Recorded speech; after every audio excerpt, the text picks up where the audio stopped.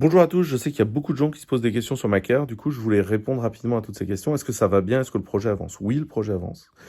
Le projet avance très très bien. On commence normalement les essais cliniques la semaine prochaine sur des gens. On a fait le grand raout cet après-midi de l'ouverture des essais cliniques. Je vais pas vous mentir, il y a eu beaucoup de bureaucratie, beaucoup d'emmerdements pour que ça avance. Mais la semaine prochaine, on branche des gens sur la V1 et la phase 2 des essais cliniques devrait se faire sur la V3 que je vais vous montrer, qui est la nouvelle machine. Sur la partie machine, donc tout est toujours open source. Il y a de plus en plus de gens qui contribuent et en plus ça marche, ça prouve que la théorie open source fonctionne. Là, il y a des équipes qui avaient inventé des nouveaux algorithmes pour respirer, qui disent mais en fait pour la première fois on va pouvoir les mettre dans un respirateur. Donc on va pouvoir tester ces algorithmes qui étaient brevetés et intéressants, on va pouvoir les mettre dans un respirateur et voir si ça améliore la vie des gens. Donc l'intelligence collective et les bénéfices de l'open source et de l'open device commencent à porter leurs fruits. Et on a des grandes sociétés qui nous ont aidés et qui ont avancé. Donc par exemple, là je vais vous montrer la version Renault. Donc c'est pas la version soumise à la NSM, il y a des choses qui ne vont pas passer en biocompat, mais ça reste un appareil très intéressant pour avancer. C'est un blower maison fait à base de faux labeur, tout comme les valves qu'on a ici. C'est la même électronique que le reste. Comme ça, ça sur la pièce là, c'est intégré. Et ils ont beaucoup travaillé sur le silence. Et donc du coup, c'est une machine quand on l'allume. Très concrètement, elle fait pas de bruit, quoi. Donc c'est vraiment génial. Et il y a des tas de fonctionnalités qui sont là-dedans qu'on rétrofit dans les autres parce que c'est intéressant et que c'est de bonnes idées qui ont été mises dedans et qu'il faut s'en inspirer. Aujourd'hui, on a la V3 produite par Seb qui est en plein dépôt de dossiers de mise à jour. Et en fait, c'est cette version-là qu'on va pousser là à fond pour le futur. Donc, pour faire court sur cette V3, ça ressemble beaucoup à ce que vous aviez avant. Enfin, attendez, oui, si. Ça ressemble beaucoup à ce que vous aviez avant. On a nos batteries, la lime, les valves follower, machin, donc ça ressemble beaucoup. Il y a un gros boulot qui a été fait sur le câblage aussi pour que ce soit facile, tout se connecte bien. Et ça utilise déjà tous les sous-ensembles. C'est-à-dire que les valves dont on avait déjà parlé, qui sont des sous-ensembles, où il y a beaucoup de fournisseurs en fait sont carrés, pricés, bien industrialisés, c'est propre, mais également la façade, puisque nous avons ici notre nouvelle façade et notre nouvelle électronique. Donc, comme vous voyez déjà, la façade est bien propre, les boutons ont été revus pour être mieux. Ça c'est nice. Il y a du joint, enfin c'est bien fait. Et là c'est notre nouvelle électronique V3, où du coup il n'y a plus de nucléo. La carte externe là qu'on rajouté. Le F411 est toujours là, hein, c'est toujours du ST microélectronique, c'est ici. Il a été réimplémenté directement sur la carte mère et la carte mère est plus évoluée qu'elle n'a jamais été, elle est vraiment propre là. Et là, c'est l'intégration avec le Raspberry Pi qui du coup fait l'affichage graphique. Et là, vous avez la puce LoRa qui permet de faire communiquer la machine avec un dispositif pour prévenir, par exemple, les soignants, même à distance, qu'il y a un problème. Et donc ça, c'est bien industrialisé. C'est une façade bien industrielle. Donc on commence à avoir un certain nombre de sous-composants qui sont bien propres en industrialisation, qui nous permettent d'avancer. Je vais refermer la porte parce que maintenant les machines se mettent en arrêt quand on les ouvre, ce qui n'est pas une mauvaise chose dans l'absolu en termes de sécurité. Donc ça, c'est la version très industrialisée. On est sur un truc très propre. La totalité des machines qu'on a là sous la main sont des machines dont les composants ont été testés. C'est-à-dire que chez Seb, on a mis des bandes tests de valves, de blower, etc. pour bien checker que ça tient du temps. Et là, on a une machine dont l'industrie est faite. Donc, ce qui nous reste à faire dessus... donc ça, c'est une machine qui a à peu près 1 mois et demi, hein, la V3. Donc, elle marche très bien, elle est cool. Et selon moi, c'est une machine qui est propre et industrielle. Il y a des nouvelles features dedans qui sont bien. Je vais vous montrer un peu la machine peut-être en fonctionnement. Donc, je démarre la machine. Donc là, on a la machine qui marche comme d'habitude.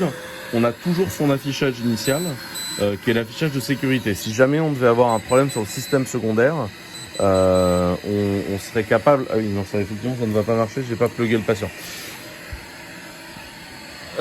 Donc, en fait, si vous voulez, le système a été designé de la façon suivante. Vous avez ici le système survie. C'est lui qui gère la respiration du patient, toutes ces choses-là. Et ça, c'est le système d'affichage. Le système d'affichage peut défaillir. Pour autant, le système survie continuera à fonctionner. Donc c'est quand même extrêmement intéressant. Ce qui est bien également, donc là on va le voir, on a nos cycles respiratoires qui ont lieu là, on peut les régler, on peut baisser la pression de pic et par exemple maintenant on peut mettre une pression de pic égale à la pression de plateau pour faire des carrés si on veut. On peut, là je vais remettre une pression de pic et une pression de plateau à 22, allez 22.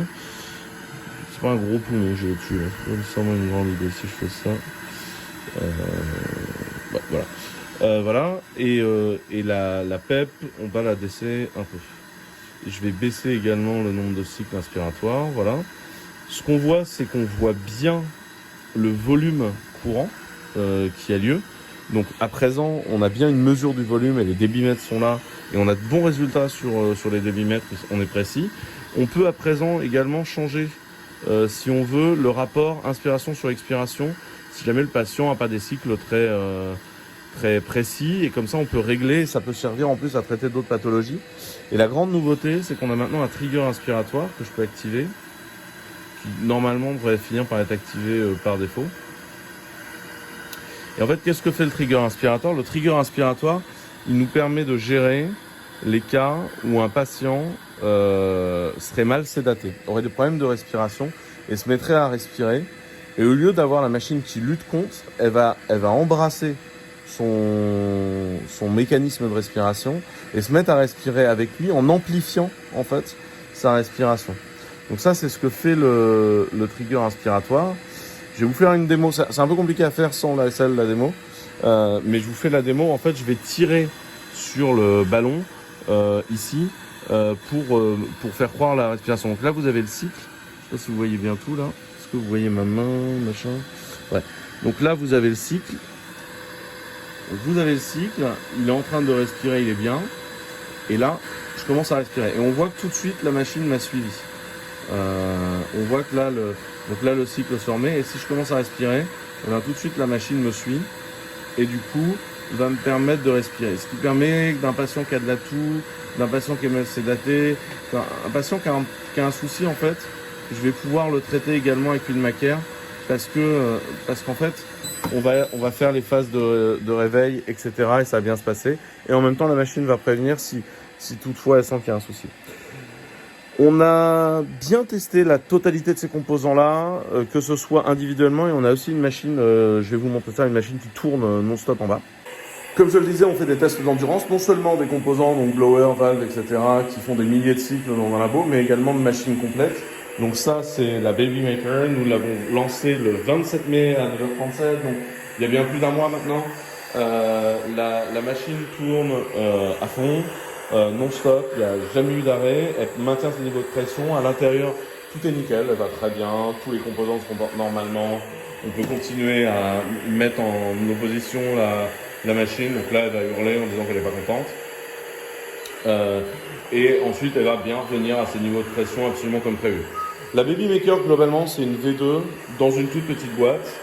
On a décidé de paralléliser ça parce qu'en fait, après, c'est très chiant à maintenir. C'est très, très petit à l'intérieur. Il faut tout démonter dès que tu dois changer les moindres choses.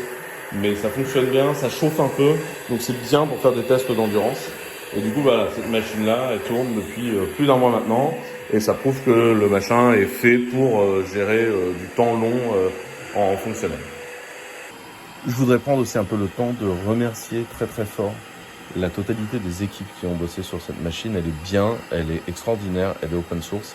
Et pour moi, elle démontre que l'open source peut faire des choses extraordinaires dans le domaine industriel du dispositif médical. Et c'est vraiment une très belle machine. C'est quelque chose de robuste qui fonctionne bien.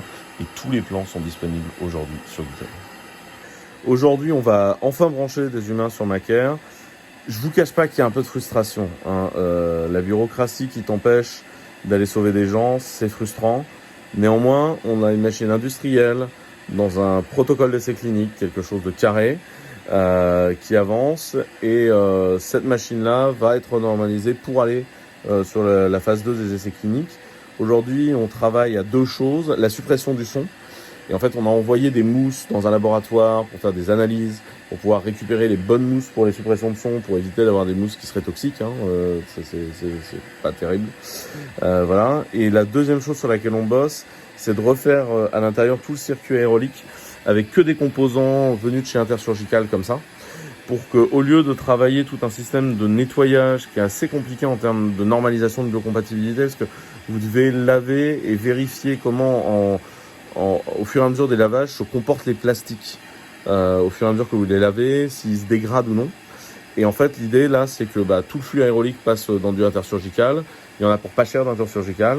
Et du coup, quand vous changez entre deux patients, vous changez le flux aérolique Intersurgical pas cher, vous balancez l'ancien et vous mettez un nouveau. Et donc à partir de ce moment-là, vous êtes bien en termes de compatibilité entre deux patients. Donc je pense que la machine là est beaucoup plus aboutie, que ce soit en termes de fonctionnalité ou en termes d'affichage ou en termes de robustesse. Le truc est bien, il est industriel, on peut en produire quelques dizaines, voire quelques centaines par jour si c'est un besoin. Et on a donc pu démontrer que l'open source, ça marchait en vrai. L'open source d'un dispositif médical, c'est possible en vrai. Donc la semaine prochaine, humain dessus, et je vous fais une vidéo très vite avec la machine sans bruit et avec les parties qui changent intégralement. Merci encore de votre soutien, bravo à toute l'équipe. C'est un marathon à présent, c'est plus la course, le sprint du début, c'est un marathon. Mais l'équipe est extraordinaire parce qu'elle continue à donner du temps et se préoccuper et du coup ça avance bien et j'espère pouvoir vous donner des bonnes nouvelles très très vite.